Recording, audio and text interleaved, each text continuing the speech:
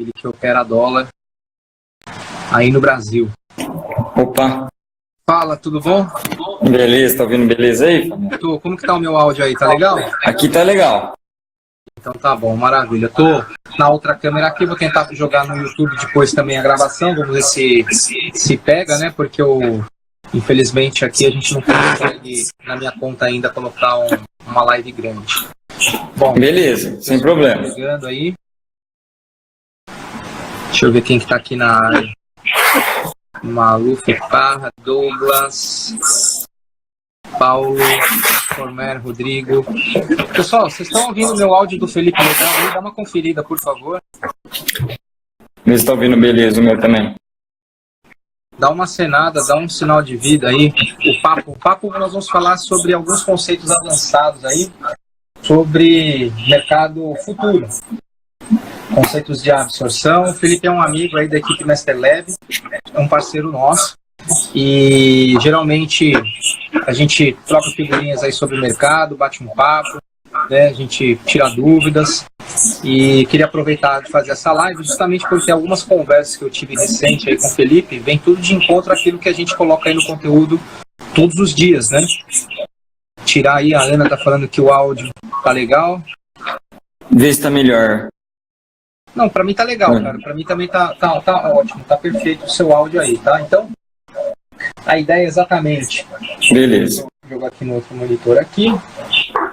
E a ideia é exatamente a gente falar aí sobre algumas perguntas, até que o Felipe tinha feito. Felipe, você quer começar aí a dinâmica, falar alguma coisa? Não, beleza. Depois isso aí merece uma live, vamos fazer um vídeo, né? Não, merece. São as dúvidas mais avançadas de mercado, né, que a gente estava discutindo, merece uma live, até para a gente compartilhar, para o pessoal entender que a gente está conversando, né? Bom, primeiramente, como o Fabiano me falou aí para vocês, né?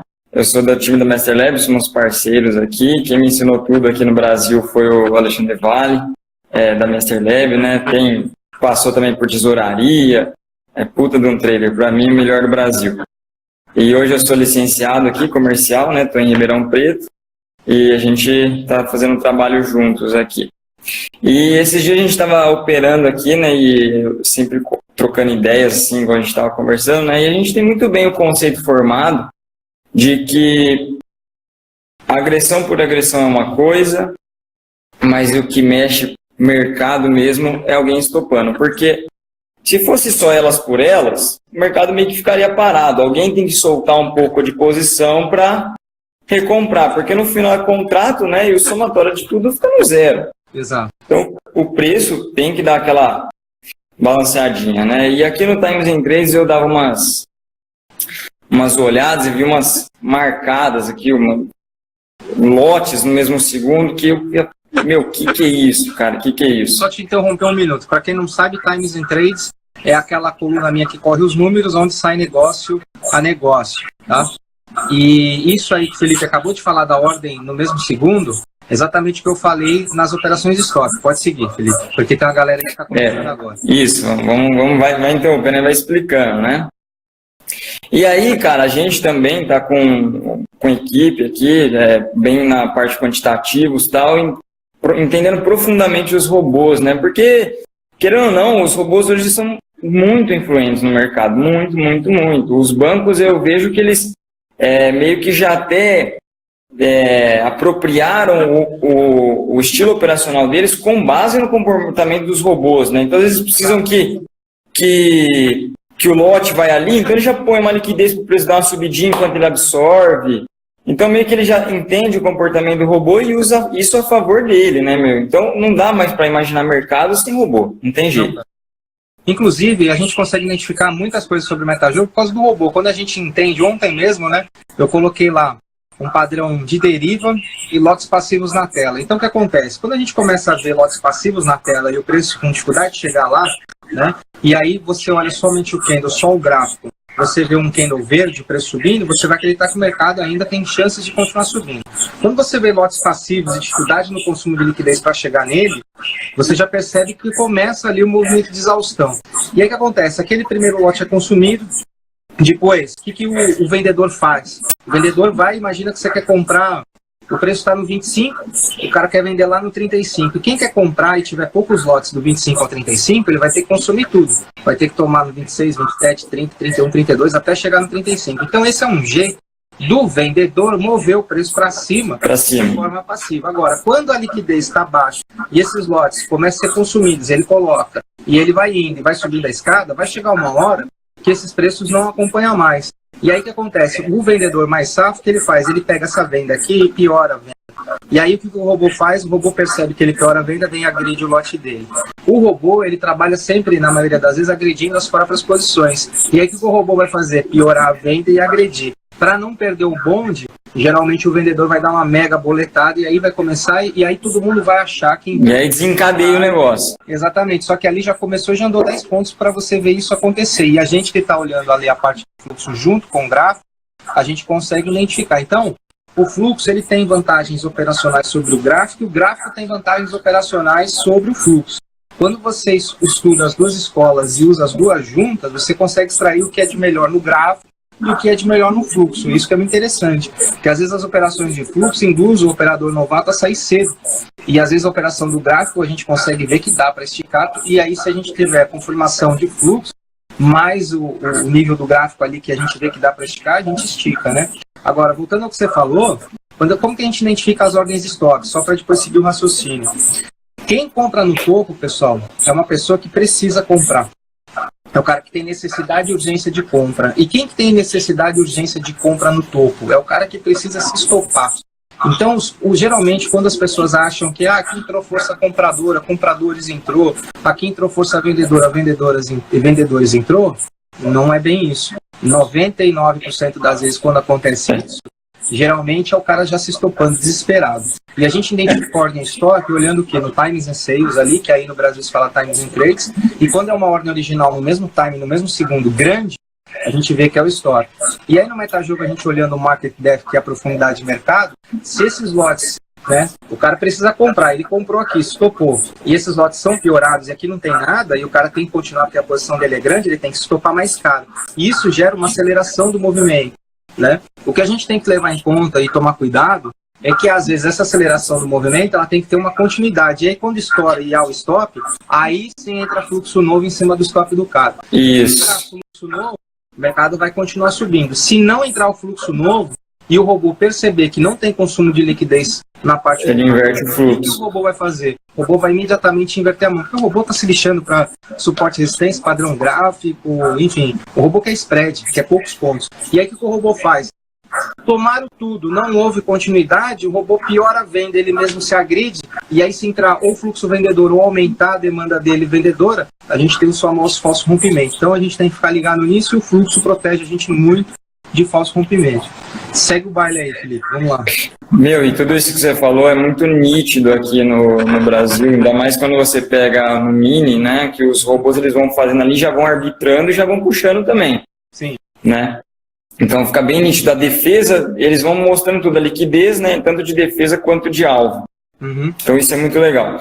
O que eu queria estar até conversando com você, né, que beleza, só agressão não vai mexer preço. O que mexe preço é só stop. Mas também porque a gente pode ter uma boletada, às vezes uma boletada muito severa, por isso que eu uso aquele gráfico de tique no meio. O do gráfico de tique não é para operar, eu quero saber o tamanho da boletada, qual é o tamanho da força, né? Da força, o tamanho da fila que consumiu, só para isso que me serve o tique.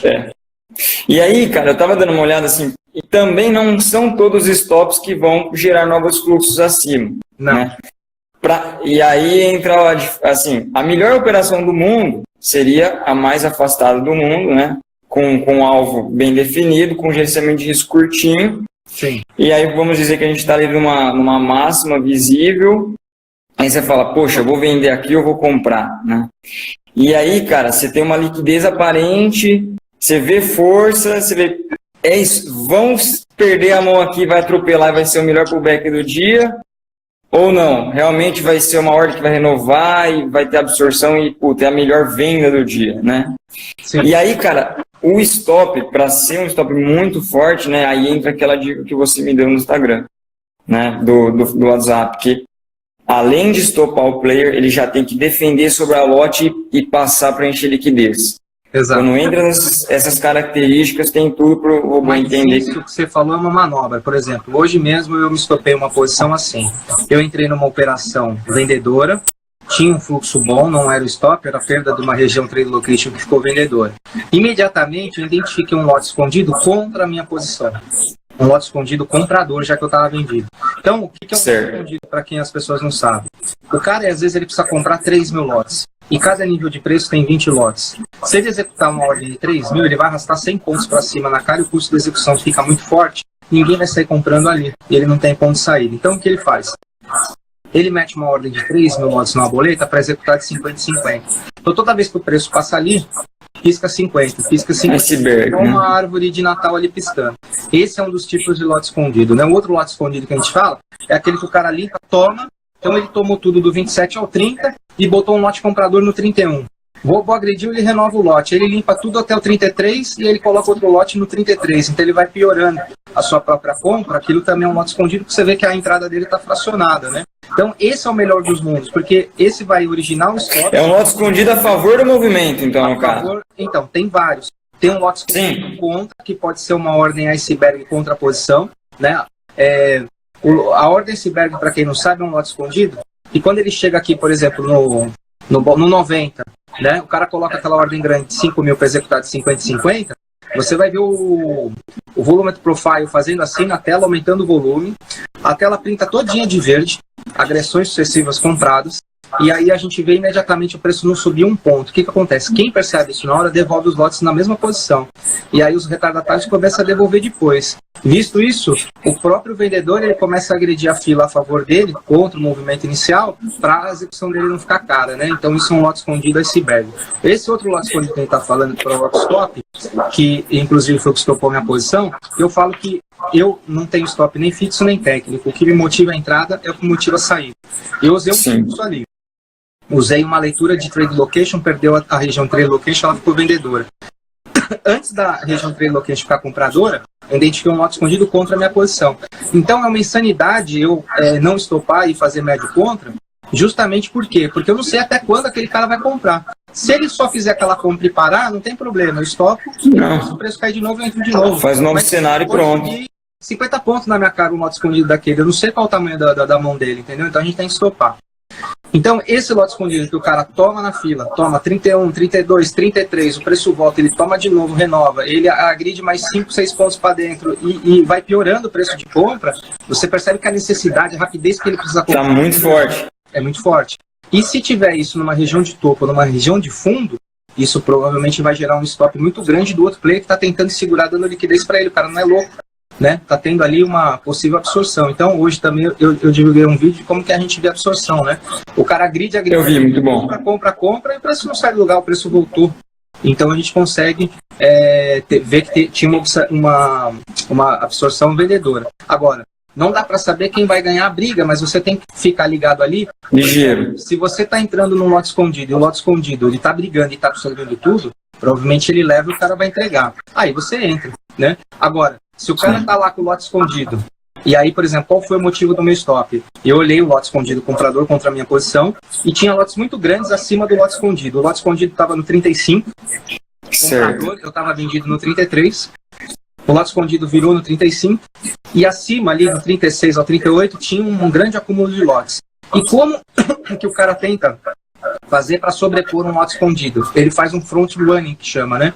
Então ele limpa toda a fila superior àquele lote e sai comprando para cima. Ou seja, quem estava para baixo na posição que era igual eu, tem que estopar, porque o preço vai correr, né? Vai muito, né? Vai muito. Então a gente tem que identificar ali, se a gente quer saber se vai continuar o stop ou não, a gente tem que identificar todo o contexto para a gente saber se vai haver a quantidade de fluxo. Teve um front running ali na tua cara contra a tua posição, você tem que estopar. Se o front running for a seu favor, que você viu o lote escondido e abriu a posição em cima dele, por exemplo, comprador, você tem que continuar com o cara. Mesmo que o preço venha contra depois, aí depois você avalia o cenário para ver se zera. Então, essa é a leitura que a gente tem que ter ali no momento. Isso aí. Daí, com tudo isso, né, a gente... Tô pegando esse operacional bem firme aqui também. Legal.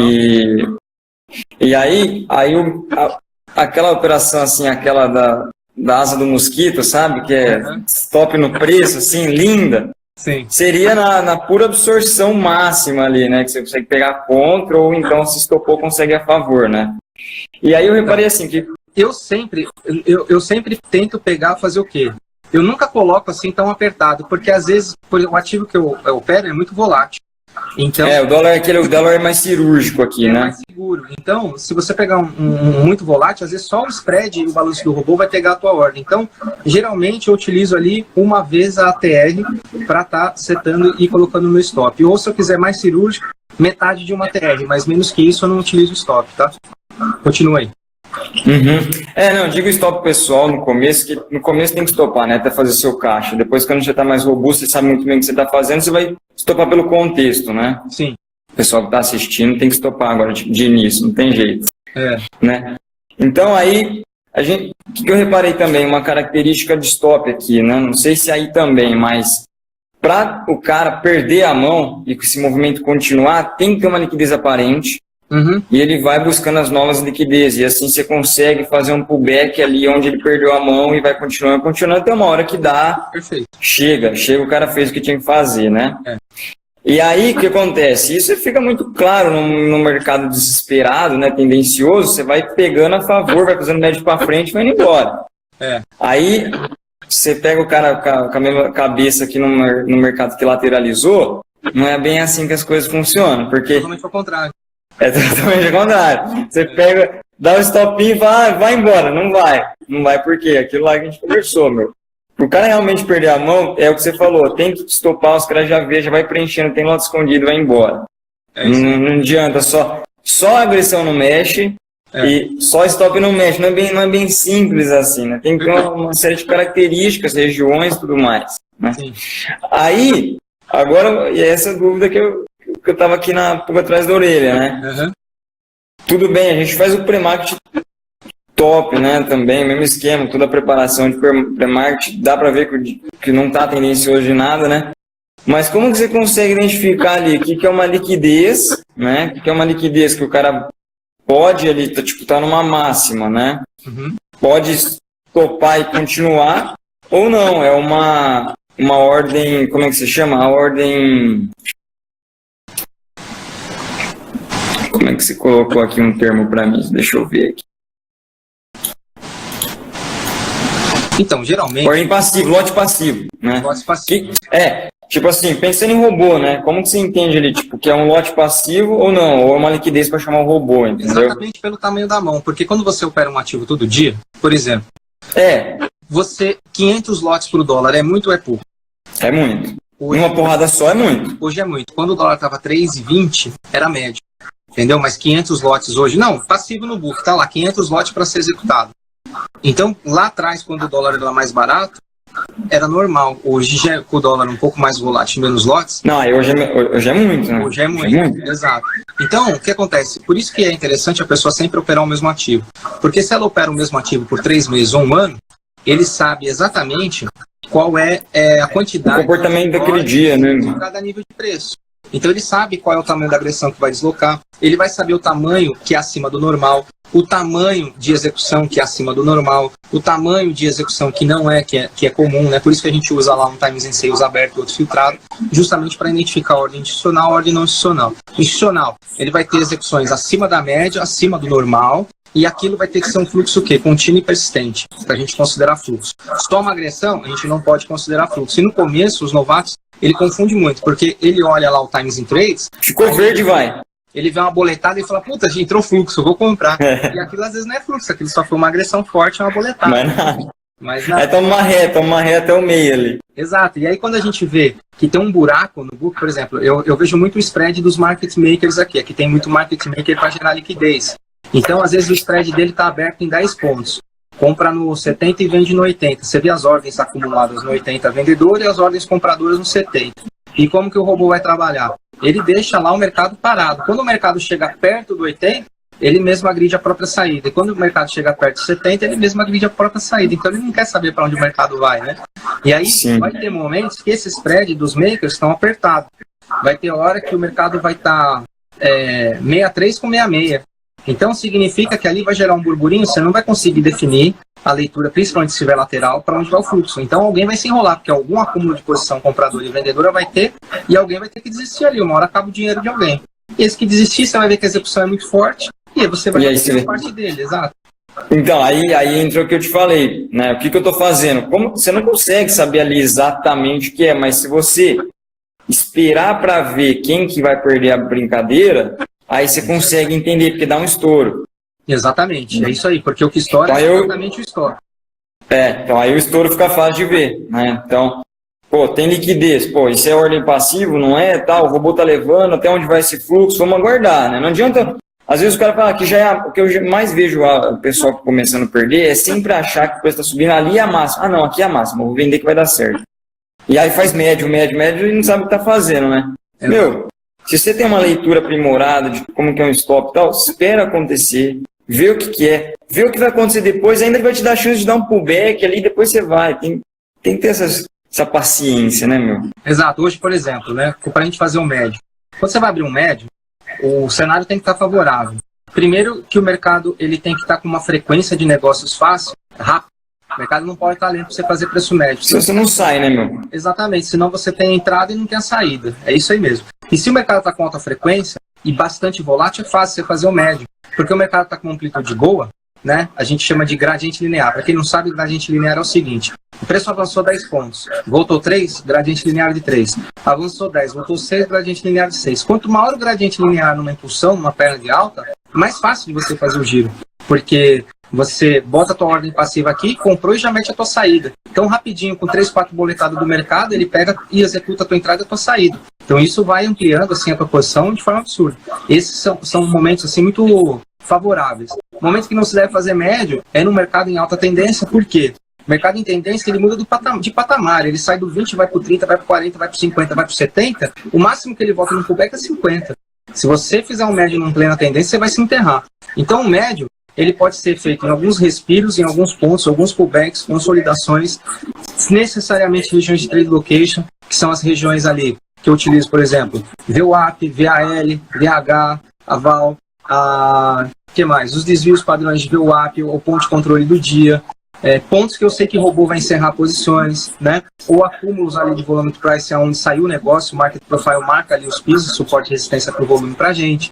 Então ali é pontos de você executar um médio. Agora, por exemplo, você comprou no 10, o preço pode chegar no 70, não adianta ficar comprando 90, 80, 85, você vai levar pau, o preço vai até o 70, você está vendo que ele vai. Então, ou você já segura o reg ali, já faz o que você tem que fazer, já sabe que vai pagar caro, né? E aí você tem que ter financeiro para aquilo, ou então você nem paga para ver, estopa, e aí você vai avaliar se vira mão, enfim. Não sou muito a favor de virar mão, a não ser coisas muito específicas, assim, né? Para virar mão. É mais quando perde linha de tendência, o mercado muda o viés através de rompimento de linha de tendência, ou então o mercado está com, ele está fazendo fundos e topos descendentes, de repente ele renova a mínima, não renova a máxima, renova a mínima, não renova a máxima, você já sabe que é difícil ele voltar para cima, né? Você já sabe que ele simplesmente reverteu. Então aí são pontos interessantes de virar mão. Fora esse contexto, acho que não deve virar mão nunca. Até porque a nossa leitura pode estar certa e você vira a mão, porque se enterra, entendeu? Paga spread, pega spread, não dá certo, e o robô né? tomando seu. Não dá certo. Exatamente. Então, assim, quando a gente vê uma dica interessante, às vezes para você se ligar que você está errado, né? E às vezes a gente comete erro, normal, eu também comigo. O que você vai olhar no preço? Está comprado. Aí o preço começou a renovar a mínima, antes não renovava a mínima, renovou a primeira mínima. E qual a diferença? Não volta no seu preço nem a pau, né? Um pullback e uma reversão, por exemplo, né? As pessoas confundem. A pessoa vê lá, forma um topinho, já quer bater achando que o preço vai voltar. Eu, por exemplo, eu não mudo meu viés até falha topo. Toda reversão, anotem isso, toda reversão, ela começa numa falha de topo ou falha de fundo, né? Fez topo, voltou, falhou, aí provavelmente ela vai ter que renovar a mínima. Renovou a mínima, inverteu a tendência. Literalmente, não importa se mas aí já reverteu. Então, toda reversão ela começa numa falha, né? Num pivô contrário. Mesma coisa, veio para a mínima, falhou máxima, não foi, renovou mínima. De repente, a hora que ela falha ali, a hora que ela vem para fazer a segunda mínima, ela falha a renovação daquela mínima, e aí ela renovou máxima, já era, o movimento reverteu. Pode ser reverter num canal, numa bandeira, para ter um movimento de correção, ou pode ser simplesmente uma pura inversão de fluxo. Geralmente, esses movimentos de price action, bandeira, eu utilizo mais em ações. No futuros, eu não utilizo tanto esses padrões, justamente porque tem lá 500 ações, 100 ações balizando, e aí uma ação foi para baixo, 30 subiu, 40 desceu, 50 não saiu do lugar. Então fica insano a gente ficar identificando esse tipo de coisa. A gente tem que identificar a leitura ali mesmo, exatamente do fluxo, e ficar acompanhando o robô. Porque o robô ele vai acompanhar as ações, não é o mercado futuro que faz as ações deslocar. É as ações que estão se deslocando que vai fazer o robô calcular o beta de cada ação, que é a variação em relação ao índice, o peso, que aí vai deslocar o índice. Então não adianta o rabo correr atrás do cachorro, né? Tem que ser o contrário. Fazer o contrário. Né? Exato. Não, você estava falando aí de fazer médio, de o dinheiro para voltar e aí não sabe operar. Cara, o pessoal, eu não sei aí leva muito mais a sério, mas aqui como a bolsa está começando a crescer, o pessoal mal entende qualquer coisa, já acha que se ele tiver muito dinheiro ele não vai perder nunca, né? Porque uma hora a posição vai voltar. E não é bem assim, né? O mercado ele é muito... Assim, ele bate mesmo em quem não sabe, é perigoso, não é simples assim, ter dinheiro e pronto. Tem que somar. Tem que ter um capital de giro, claro, e tem que ter muito conhecimento, que é uma coisa muito técnica, né, muito específica, não tem jeito. Eu falo que até os grandes se enrolam, então que dirá o pessoal fica mortais. É o que eu falei pro pessoal, assim, ó, eu sempre falo aqui, cara, o stop de um grande player é o melhor ponto do mundo. Porque se o cara tem todo o dinheiro do mundo e mesmo assim precisa largar um pouco de posição para reposicionar, por que você não vai estopar, meu? Tem que estopar. Quem é você para ir não fazer o que o grande está fazendo, né? Inclusive no YouTube eu coloquei, você faz preço médio, não sei o que, sempre tem as pessoas que falam, mas não conhecem. Mas tenho 2 vídeos no YouTube eu estopando 2 preços médios e num stop meu de preço médio eu fico com 1/3 do meu loss diário. Né? Então você tem que aprender a fazer. Não que nem e não é simples, né, meu? Não é simples. Não. Um seguidor que os caras seguidor não fez meu curso. Fui fazer o que você fez aqui, não deu certo, não funcionou. Eu nem ensinei, nem fazer o ponto que você tem que fazer. Por exemplo, tem vários tipos de preço médio eu ensino. Eu ensino o preço médio de manutenção de preço, giro, defesa. Trade de giro. Exato. Trade de giro, manutenção de preço e defesa. Você tem que saber se o preço médio, qual que é o objetivo dele. É você cair fora da tua operação no 0 a 0, a gente vai usar a técnica de defesa do preço médio. Não, a minha só quero melhorar o preço. Então é outra técnica que a gente vai acabar absorvendo o giro. Não, o preço tá bom, tá a favor, mas eu quero amplificar minha mão. Por exemplo, tem momentos que eu vou alavancar minha mão. Se eu tô vendo que o mercado tá indo a favor da minha posição. A leitura tá clara, todo mundo tá dando a cara ali, né? Exatamente. Eu vou soca pra manha, vai embora. Mão, vou aumentar meu lote, não tô nem aí, alavanco mesmo, entendeu? Se o negócio tá claro que nem a água, não quero nem saber, entendeu? E tem pontos específicos de você alavancar sua mão. Não pode sair alavancando só porque foi na primeira a favor. Não é bem assim. Você tem que ter outras confirmações, né? Então, eu vejo as pessoas às vezes olham e quer copiar. Eu falo que é a mesma coisa do que eu sentar aqui num piano, tocar uma música bem tocada. E aí você vai atrás, né? Vocês, esse é o dó, esse é o mi, esse é o sol, esse é o fá, esse é o bemol sustenido. Tem acorde, a gente usa o baixo na mão esquerda, o solo na mão direita, toquei. Agora toca aí você. O Alexandre fala a mesma paródia, a mesma comparação, ele fala, dirigir olhando no volante do outro, né? Exatamente. Não tem jeito, velho. Dirigir olhando no volante do outro não vai dar certo. Você vai ter que trocar marcha, olhar para trocar marcha ainda no começo, não tem como. Exatamente. Pô, da hora. Isso aí. Tem uma pergunta aqui. Se o cara pendurar uma ordem gigante, o preço vem buscar o lote, mas o cara cancela, e mesmo assim o mercado sobe, o que acontece? Depende. O que tem depois desse... Tem qual é o filme depois? Né? Exato, porque é o seguinte, eu não sei aí spoofing é crime, não? O blefe? Não, blefe não. Não? Blefe não. Layered é. Tá. Travar todos os níveis de preço para o cara ser obrigado a pagar em cima é. Tá. Apesar de que às vezes acontece assim, né? Mas como é que você... Dá para ver assim, né? Eles fazendo isso. Então, travando tudo e ser obrigado a pegar, mas os caras tiram rápido. O blefe em questão não. Blefe em questão não. O que importa não é o lote. Porque é o seguinte, imagina assim, que a gente tem 20 e 400 ali embaixo.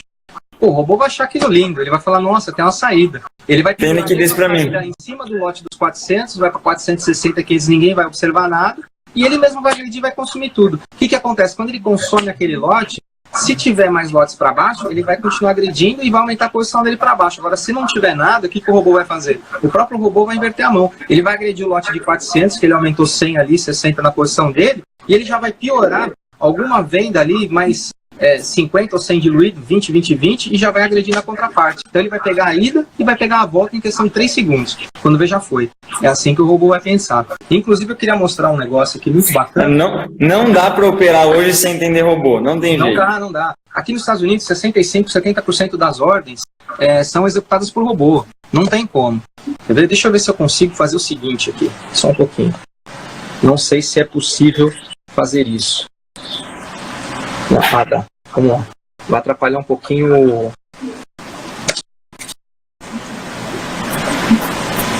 Espera aí, que tá um pouquinho. Tem que afastar aqui, que senão ninguém vai enxergar nada. Ó, isso aqui é um robô. Vamos lá. Isso aqui que vocês vão ver agora vai se passar em 1 segundo. Ó, isso aqui foi 1 segundo, 2 segundos. Tá vendo? Agora nós vamos diminuir. E eu dou uma aula, minha segunda aula de treinamento sobre players é só sobre robôs. Olha lá. Olha aqui embaixo, ó. O que passa dos segundos. E como que o robô se comporta? Aqui são 16 bolsas nos Estados Unidos, né? Aqui ele está operando em 12 bolsas, e ele não só arbitra como todo mundo acha que ele arbitra, tá? Então, por exemplo, a gente tem spread aqui em cima, ó, spread aqui. Ele usa uma bolsa para lançar as ordens, e ele usa as outras para se agredir, e aí tem robô, obviamente, agredindo o robô. Calma que tá muito rápido, não vai dar para ver, mas já a gente entra aí no mais devagar. E aí o que acontece? Agora sim, ó, já começou a diminuir para milissegundos, tá vendo aqui embaixo? Ó, aqui não deu 1 segundo, aqui é 1 segundo, ó, não virou. Então agora tá devagar. O que ele faz? Ele dispara lá em cima, distribui posição. Aí ele vem e devolve para ele mesmo. A primeira mandada que ele vem é exatamente para fazer o fechamento de spread, né? Depois que ele faz o fechamento de spread, aí é que ele vem agredindo e abrindo o spread. Então ele usa a primeira bolsa, que é o lançador, que a gente chama. Ele agride todas as posições, todas as outras bolsas para fechar o spread. Olha lá, ele está distribuindo aqui, ó. Esse aqui é o lançador, é o que faz a distribuição para as demais bolsas. Aqui agora a gente está falando em milissegundos, tá vendo? Nanosegundo, tá? Então ele faz a distribuição, ele vem aqui o spread está aberto, ó. Spread aberto, 43 com 92, aqui 75 com 64, 68 com 67, aqui já fechou, ele para de deixar e mandar lote para essa. Aqui está 76 com 61, ele continua agredindo para fechar. Aqui ainda está aberto, está diminuindo. Hora que fecha, essa aqui fechou. Você vai ver daqui a pouco, essa que fechou o spread, redistribuindo para as outras. Ó, essa aqui também fechou, 64 com 62, começa a voltar o fluxo. Só que isso, gente, acontece em questão de segundos, tá vendo? Olha lá. E aí, quando essas fecham, o spread, ele começa a lançar de novo lá para abrir, né? E aí, depois, quando a gente identifica que a arbitragem, quando ele vem fazendo um sequencial de distribuição, e aí sim, ele compra numa e vende na outra. É óbvio que isso aqui acontece em questões assim de segundos, mas quando você entende o que é um HFT, que você entende o que é um robô, por isso que eu não sou muito fã de operar robô em MetaTrader, cara. Eu fiz desenvolvimento de análise em robô e ganhava 6 meses, perdia 3, ganhava 6, perdia 6. O mercado mudava constantemente tinha que mudar o preset. É um trabalho desgraçado. Aí eu fui aprender sobre HFT. Quando eu aprendi sobre isso aqui, é um robô totalmente discricionário, não é um robô de análise técnica objetiva, né? Olha lá, agora que fechou o spread, ele vem distribuindo a posição e arbitrando contra as bolsas, que é o que está fazendo agora, tá vendo? Cada ponto desse é uma bolsa. E aí, o que o robô vem fazendo praticamente, né? Por que eu desisti do MetaTrader e aí aprendi que isso aqui é um robô discricionário, não é de análise técnica objetiva. Ele vê qual é a quantidade de volatilidade e ele consegue medir qual é a quantidade de lotes por nível de preço que está deslocando o preço para primeiro ele calcular a mão que ele vai abrir os lotes no dia. E aí ele primeiro começa a abrir spread, ponta vendedor e ponta compradora. Ele opera nas duas mãos. Isso no dólar acontece até 9,5 mais ou menos. Isso. Quando o mercado se decide e vai numa direção, aí ele começa a amassar e espreadar naquela posição. E aí ele vai embora e vai direto, né? Aí ele começa o lançador, sempre aqui no caso tem mais bolsa. Aí é uma bolsa só, né? Então não tem isso daí. Mas aí ele vai atirando a posição e ele começa a vender 100, comprar 50. Vender 100, comprar 50 e aí ele vai fazendo o que a gente chama de abertura de spread com isso. A hora que ele faz a abertura de spread, o preço chega lá mais ou menos onde ele quis, ele vem encerrando devagarzinho. Isso aqui é o mesmo ativo, tá, pessoal? Todas as bolsas aqui estão operando no único ativo. E aí ele vem encerrando entre as outras bolsas. Então é assim que opera um robô, é assim que o robô praticamente faz, né? Então, quando você entende exatamente isso, você tem que pensar diferente, esquecer um pouquinho. Eu utilizo, obviamente, análise técnica. A análise técnica aqui ela tem um padrão de confluência muito forte, né? Mas... eventualidade, né? Exato. Agora, aí no Brasil é muito fácil manipular o preço, é muito fácil você pôr o preço onde você quer e é um pouco mais difícil respeitar os padrões de análise técnica. Eu por exemplo, eu tenho 2 treinamentos.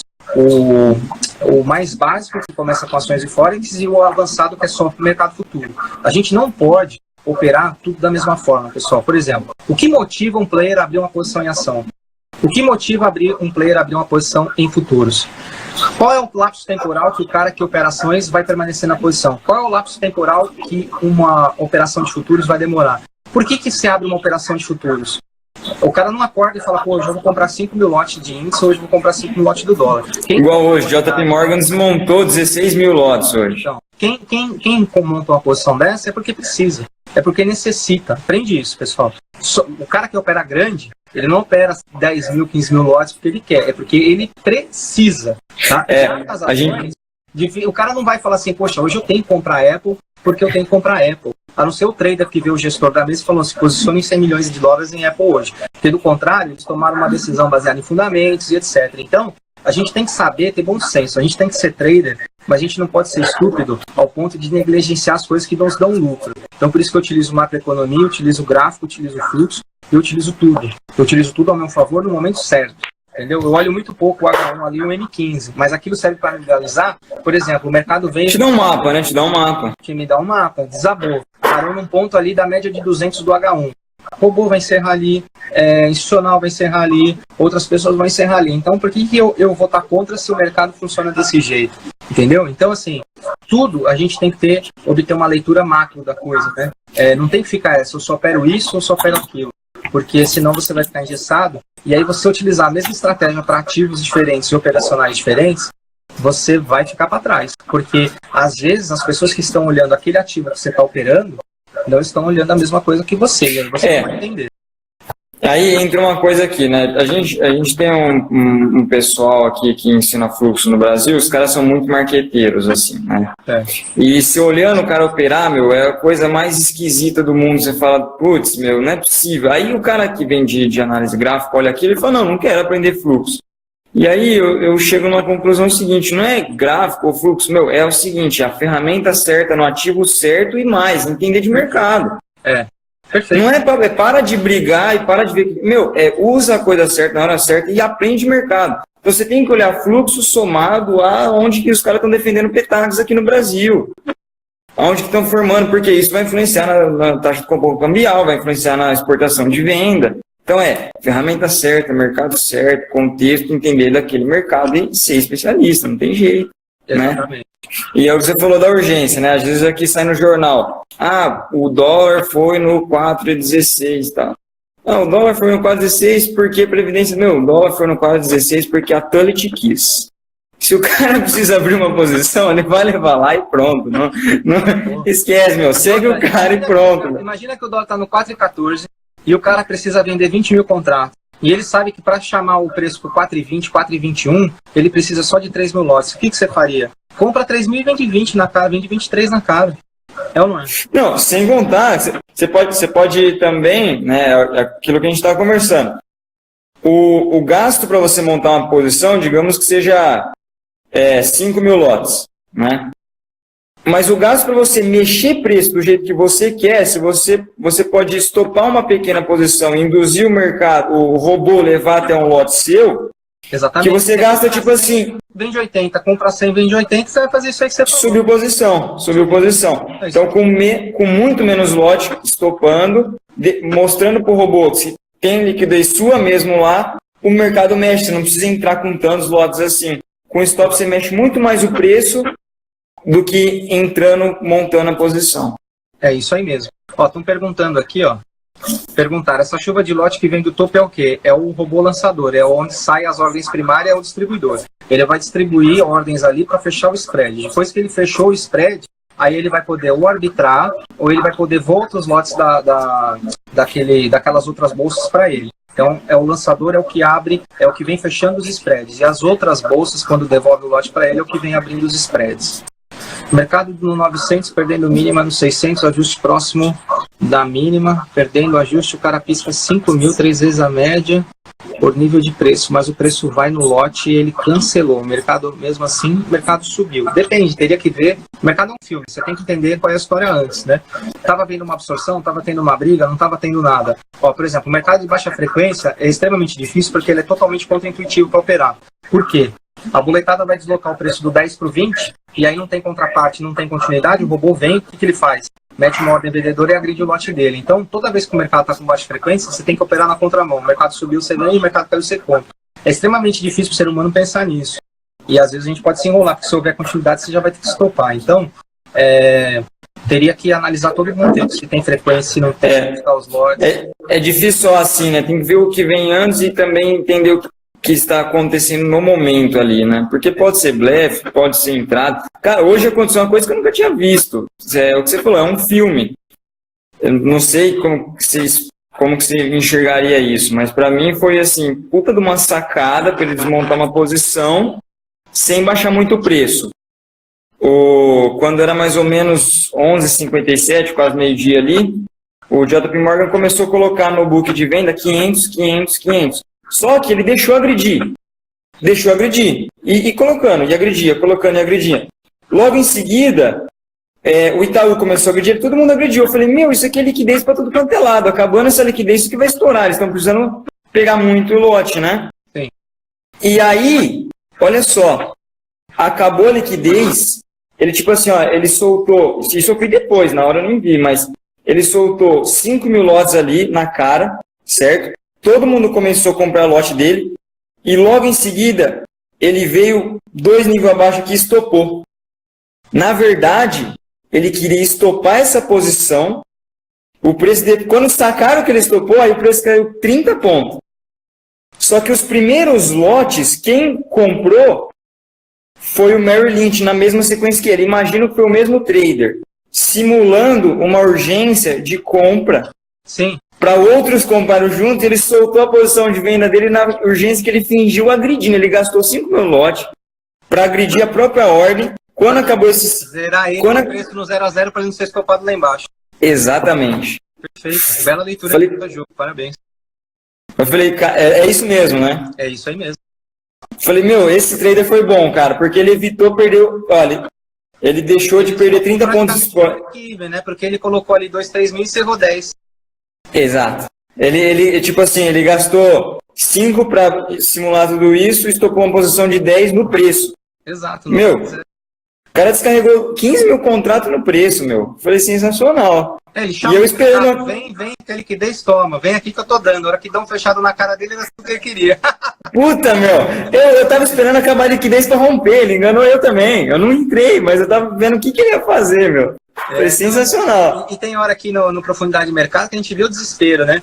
O preço tá indo, aí o preço já passou da posição, o lote ficou ali catando cavaco no 10, o preço já tá no 14, aí você vê que o cara aumenta o lote do 10, aumenta o lote do 10 para ver se o robô vem, aí o robô, a princípio não vem, o robô fica parado. Se o institucional vê que ele tá desesperado, o preço passou da posição dele, chegou no 14, ele desesperado com um lote gigante no 10, o preço não vem, cara, o mercado começa a rasgar ele e consumir 15, consumir 16, para ele ter que se zerar lá em cima. E aí o cara que comprou no 15, 16 já mete um lote lá no 25 e fala, vai, trouxa, você não quer se zerar? Agora zera aqui em mim.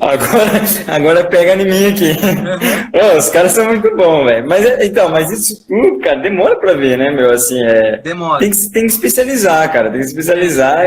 Mas tudo isso que eu te falei, olha aqui, no começo da nossa conversa, onde foi, né? Tudo isso o cara tá pensando no player da outra ponta, tá pensando que o robô vai pensar, que o player vai pensar, tem que levar em consideração tudo que tem a favor de ferramenta, né? Por exemplo, às vezes a pessoa pergunta, você não dá curso presencial? Primeiro que o custo é muito caro, você tem que alugar um hotel e todo mundo lá, né? Então já encarece muito, online é bem mais barato.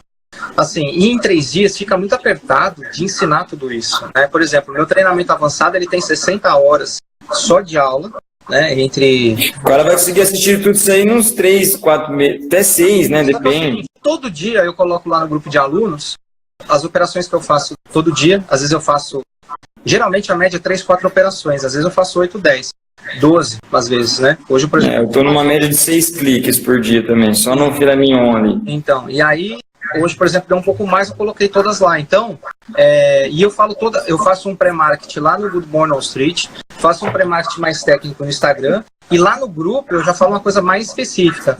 Eu já dou o bizu mesmo, é assim, assim, assado, é isso que vai acontecer hoje, se liga que vai acontecer isso, porque o pessoal lá já fez o curso, está treinado, já está sabendo. Então eu recebo bastante mensagem falando, pô, exatamente aquilo que eu falei é o que aconteceu. Quando você opera o mesmo ativo todo dia, por isso que eu não fico ciscando, cara. Faz 2 anos e meio que eu não viro minha tela para outro ativo. É 2 anos. É igual o pessoal fala, mas e Petrobras, você opera? Não, eu opero o dólar. Índice, você opera? Não, eu opero o dólar. E Vale, você opera? Não, eu opero o dólar. Então, eu ganho dinheiro com o dólar, pronto. Você opera futuro e não opera petróleo? Não, já operei, não opero mais. Mas você não opera S&P 500? Não, não opero. Até porque, por exemplo, o S&P 500, o ponto do S&P 500, do mini, é $50 e no Nasdaq é 20. Então o Nasdaq já é mais barato. Segundo que a liquidez do S&P é muito forte. Tem 300, 400, 200 lotes por nível de preço. Então, para ela ser consumida é mais difícil. Já o Nasdaq tem 20, 30 lotes por nível de preço. Então, o fato dele ter menos liquidez já se torna ele muito mais volátil. É muito mais fácil você pegar 10 pontos no Nasdaq do que você pegar, por exemplo, 2 pontos no S&P 500. Até porque 0,3% de variação no ativo de 8 mil pontos, né, nós estamos falando de 240 pontos. E 0,3% em 2 mil pontos é só 60 pontos. Então é muito mais fácil o Nasdaq se operar por isso. E eu também acho que o mercado americano, assim, primeiro que eu estou aqui, não posso me dar o luxo de ganhar em reais, né? Eu tenho que ganhar em dólar.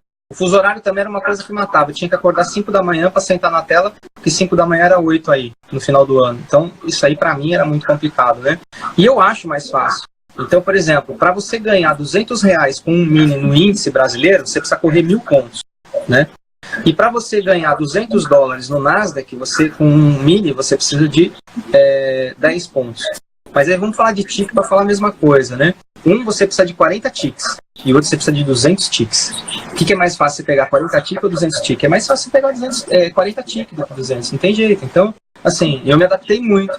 E às vezes... É igual eu prefiro o dólar também. Exato. Então, assim... Mesma coisa. É muito pessoal. E você tem que olhar aquilo que mais se encaixa no teu perfil operacional, aquilo que você mais... O Alexandre sempre falou isso para mim e todos os alunos, né? Você para de olhar tudo, foca numa coisa, você só precisa de um ativo e uma operação, ser especialista em um tipo operacional bem feito. Você é o melhor cara do mundo de pegar rompimento, então faça isso o resto da vida e essa é a sua profissão, pronto. Cara, eu tava até enjoado de pôr post operacional no meu Instagram, porque todo dia eu tô operando a mesma coisa, então fica uma coisa meio repetitiva. De todo que eu opero lá. Stop de player. Mas é o que dá dinheiro, é a alta probabilidade. Você vai operar o resto pra quê? Então eu opero sem. Aí todo dia eu opero a mesma coisa, todo não invento moda. Até fiz uma enquete, né? Se eu continuaria postando, porque pra mim eu já tava enjoado. Imagina quem tá assistindo. O pessoal, não, coloca aí que tá aprendendo, você tá explicando. Então eu acabei continuando, vou continuar colocando, mas hoje eu ainda falei lá no grupo. Aí o pessoal, você tá vendo que eu opero todo dia a mesma coisa? Todo dia eu opero as operações que eu ensino, eu não mudo o contexto, eu não fico inventando moda. O problema é, às vezes, o cara ficar inventando moda. Pô, mas será que isso aqui, se fizer assim, dá certo em petróleo, dá certo em não sei aonde? Não sei. Tem que testar, né? Pode ser. Testa você, eu não quero. Exato. Então, assim, por exemplo, o teu treinamento fica legal em mercado brasileiro? Dá para operar índice, dá para operar dólar? Honestamente, não sei. Eu fiz para o mercado americano. Eu tenho lá, acho que uns 4, 5 alunos que estão operando no Brasil com o que eu ensinei, fizeram a adaptação e estão se dando bem. Um até falou que ia ter que pagar DARF já esse mês por causa disso. Então, o outro também que não estava tendo lucro aí por uns meses, acabou fechando o mês positivo. Então, vai de cada um, né? Eu não... E eles tentam, porque assim, eu opero muito baseado em volatilidade. Não tem esse negócio, qual é o seu stop e qual é o seu alvo. O meu stop é uma vez a volatilidade e meu alvo é de 1,5 a 2 vezes a minha volatilidade. Depende do dia, né, meu? Depende do dia. Pode variar de 5 a 10 pontos, não importa. Então assim, qual plataforma e corretora você indica? Depende, cara. Você vai operar o quê? Depende do que você quer, né? Depende do que você vai operar. Você vai operar ações, você vai operar futuros, você vai operar multimercado, você vai operar curto prazo, gestão de carteira, gestão de dividendos, opções. Depende. Não dá para indicar uma corretora e uma plataforma. As operações de scalping eu opero a Ninja Trader. Boa conexão, né? Exato. E corretora, eu tenho várias contas. Eu tenho conta na Multibroker. Eu tenho conta na Interactive Brokers. Cada corretora para uma determinada função. Então, depende do que você opera. Fala um pouco sobre tributação brasileira que opera. Putz, isso é um assunto bem complexo, cara. Para encerrar essa live. Agora não dá para falar, porque o assunto aqui era para falar de estratégia avançada. Operacional, né? Fabiano, acho que assim, A gente faz depois outro vídeo para falar de imposto. Mas imposto é bem simples, tá? Imposto aqui, para quem tem domicílio fiscal no Brasil, é 15%, vou resumir, né? E para quem tem domicílio aqui nos Estados Unidos, é de acordo com o Global Income, com uma tabelinha que você segue, tá? Olha lá, tem gente que tem o Trade Ovate e a Dormant Trade. Eu também tenho conta na Dormant. O que você... Ô, Douglas, no caso não, cara.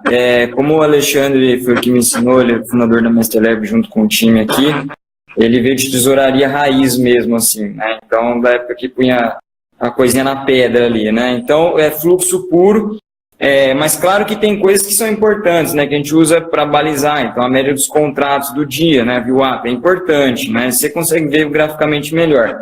Mas eu sou um cara que comecei do zero no mercado, né? Então, eu sempre precisei pegar movimentos curtos e assertivos, né? Então, meu olho no Times and Trades virou olho de águia ali. Então, por isso que V-Stop, metajogo e tal, sempre fui um cara muito focado. E eu consegui encontrar tudo isso no fluxo. Então, por exemplo, absorções, né? A gente consegue ver aqui no Volume Market, você vê renovação, quando também tem lote escondido, você vê. Então, assim, para dólar no mercado brasileiro, eu não precisei de gráfico. Agora, mas é o que o Fabiano falou. Nos Estados Unidos, foi fundado lá, todo mundo opera com gráfico lá, vai ter eventualidade.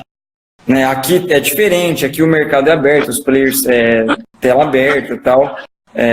Então, são coisas diferentes. Né? Para mim, não precisou. Porém, tenho certeza que nos Estados Unidos, se eu fosse operar nos Estados Unidos, iria precisar, porque é o que o Fabiano falou, tem uma ferramenta, por que não usar, né?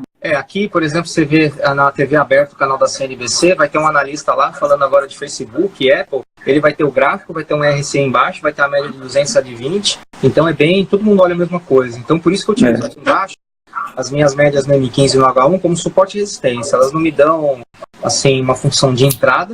A função minha de entrada, eu vou entrar baseado primeiro numa região. Aí, chegou na região que eu quero, eu vou olhar o fluxo. O fluxo está dando entrada, eu vou entrar. Se aquela região de trade location é compradora, eu compro ela. Se a região de trade location é vendedora, eu vendo ela. É simples assim, não tem que inventar moda. E lá embaixo eu olho as médias como suporte e resistência dinâmico, só isso. O Douglas, por exemplo, é o que eu sempre falo. Beleza, suporte e resistência, né? Aí, beleza, chegou na mínima. Tá, chegou na mínima, e aí? Vai romper ou vai voltar? Você tem que olhar o fluxo, não tem jeito para descobrir, você tem que olhar o fluxo. Né? Mas é bom, porque ali você sabe que é a mínima, sabe que é uma região e tal. Secou o consumo de liquidez, ninguém está interessado, uma contraparte vai vir. A contraparte não foi testada, ele vai fazer um pullback e vai continuar a onda para baixo. Agora, veio ali, testou, continuou, e o pullback foi testado e perdeu, ganhou o ponto ali do preço, provavelmente o preço reverte numa correção. Então é isso que ele falou, o Felipe falou, você tem que olhar o fluxo para identificar isso. E eu olho muito a profundidade de mercado, cara. O market depth, para mim, ele fica bem no aqui a gente chama, o market depth é o volume market, será? Não, mas assim, o volume profile também te dá uma certa profundidade com para te dar uma profundidade lateral, ele não te dá... Porque aqui no Profit, cara, a gente tem uma ferramenta bacana, que além de você poder ver, não sei se você consegue ver aí, além de você conseguir ver liquidez por nível de preço, você consegue ver, por exemplo, quer ver, na mínima aqui, aqui é a mínima, certo? De força, do momento. Renovações, tá vendo? Sim. Pô, mas por que o preço parou? Olha o tanto de renovação. Né? Então aqui provavelmente era uma ordem iceberg que veio de ponta a gota até esse preço dar uma revertida. Entendi. Então, numericamente dá para ver as coisas. Não, perfeito. Aqui o Instagram encerra com 1 hora, a gente tem 6 minutos ainda.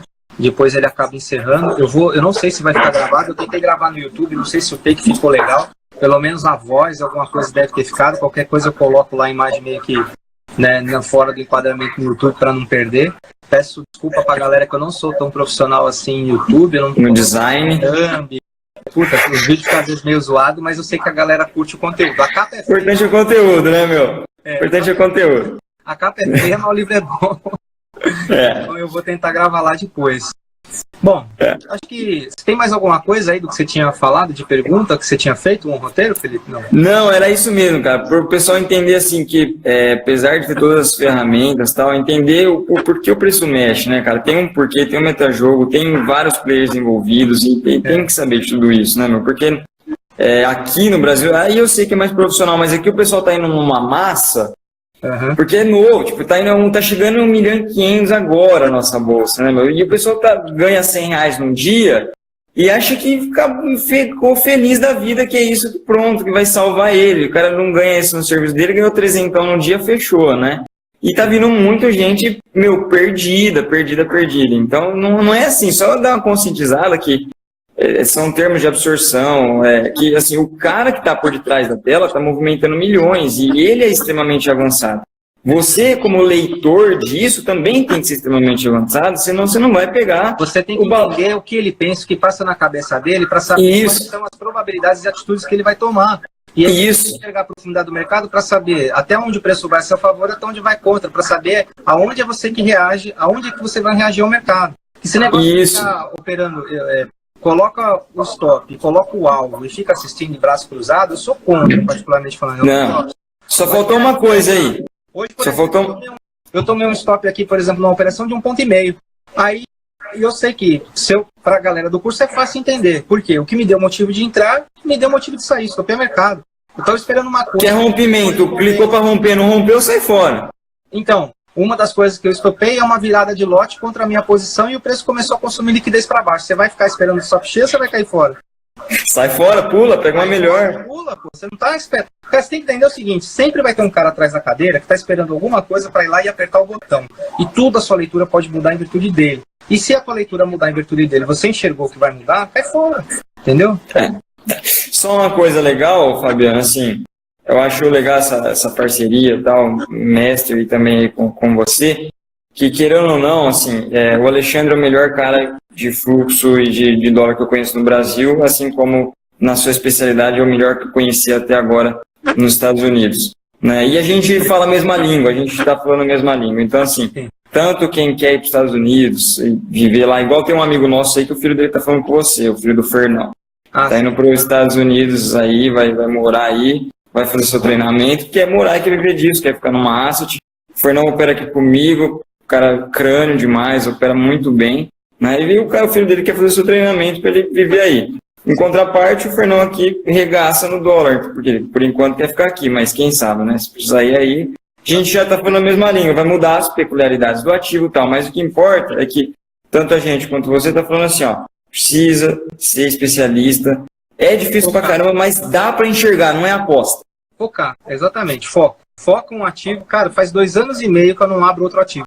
Se me perguntar do euro-dólar, eu não sei. Se me perguntar do petróleo, eu não sei. Eu também não sei. Não sei. Eu sei o quanto está variando ali no intraday, antes no pré-market, para eu saber se estão tomando moeda para se proteger, antes de uma abertura, para saber se ela é direcional ou se ela vai inverter o caldo ali no meio na abertura do pregão. Só. Tirando isso, eu não sei outro ativo, a não ser eu só olho o Nasdaq, para mim é o que interessa. Tem as posições de longo prazo de carteira, mas a minha posição, a minha carteira de longo prazo, ela não muda, ela só muda a realocação e rebalanceamento. Eu tenho posição em 3 ETFs setoriais, setores defensivos, tenho posições em bolsa, em S&P 500, Nasdaq e Russell 2000, não tenho Dow, tenho Gold, ouro, tenho... E por que isso? Se o mercado está indo bem, eu tiro lá 30% da minha posição em ouro, reduzo para 10% e jogo 20% para a bolsa. A bolsa está com 30%, fica com 50%. A bolsa começou a azedar, eu retiro lá 30%, 40% da minha posição de bolsa, aumento 30% de ouro e boto no setor defensivo. Você vai redeando, você vai redeando. Ficar pensando que eu vou comprar, que eu vou deixar de comprar onde eu invisto. Eu só fico mudando a alocação e o negócio fica andando. Se a bolsa tomar uma porrada de 2%, minha carteira vai recuar 0,2% ou às vezes fica positivo. Se a bolsa subir 2%, 3%, provavelmente minha posição vai subir 4%, 5%, porque eu estou na defensiva, que ela vem inflacionando e ao mesmo tempo eu estou agressivo remudando realocação. Então, assim, tem as posições de longo também, mas geralmente a gente fala isso mais para quem faz mentoria comigo e a mentorada quer fazer gestão de longo prazo. Bom, mas isso aí que você falou... Espera só um pouquinho, falta 1 minuto. Quem quiser conhecer o trabalho do Alexandre aí, que é nosso parceiro, Master Lab lá no YouTube, vai conhecer o canal dele, tá? Meu curso também está disponível para venda lá, assim como na Sax Academy. Eles também distribuem. E, enfim, é um grande amigo já de longa data, né, que trabalha em tesouraria de banco. Ela colocou ali no Master Lab. Quem quiser conhecer o trabalho deles também. Felipe, eu quero te agradecer, cara. Obrigado por esse prazo, por esse tempo que você se dedicou aqui, por esse bate-papo. Espero que a gente tenha esclarecido. A gente, acho que falou muita coisa. Não sei se talvez os novatos tenham que assistir várias vezes para acompanhar. Realmente o papo foi um pouco avançado. Mas a minha ideia sempre é trazer conteúdo mais avançado, não falar mais do mesmo, sabe? Porque a galera puta, esse YouTube tá cheio de coisa lá que LTA e LTB todo mundo conhece, né, meu? Chega disso. chega disso. É igual eu brinquei hoje.